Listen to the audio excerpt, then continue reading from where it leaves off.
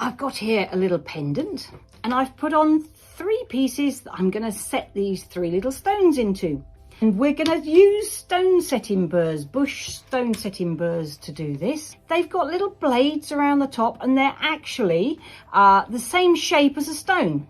So they've got a little sloped side to them, and they're going to create a little seat for you for your stone to go into. And then the idea is that your stone sits far enough down, and when the clay shrinks as it fires, it'll grip the stone around the widest part of the stone, around the girdle, and it will hold your stone in place. So I'm just going to mark where I want to actually drill on the 2 little raised stone settings, and then I'm going to go right through the middle of the little ammonite to set a stone in the center there. So I'm going to start off with a drill bit in the center of one of the 2 little round ones to start with. So I try to go in just gently to start with, to just see if I'm more or less in the center. Once I've got a little dip going and I'm happy that I'm in the center, then I start drilling. And I like to drill just holding it in my fingers. I'm supporting the piece totally from the back, and I'm just going to drill through. If you're slightly off center, it doesn't matter, because you can straighten up when you use your stone setting burr. And I keep going until I come out the back. Stop when you feel it on your finger.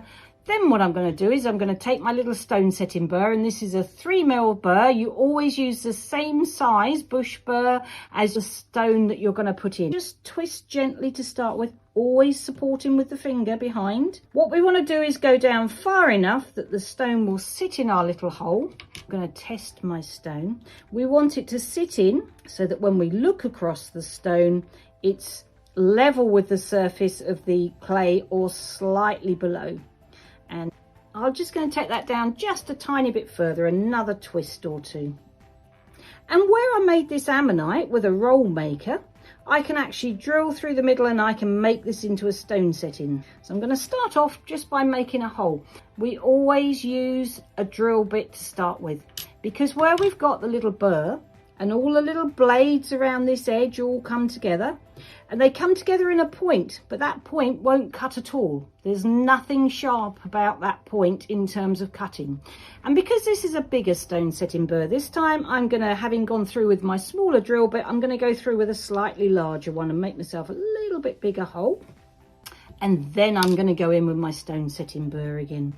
Again, looking to see how I'm going. Whereabouts do I want to center on this as I cut in?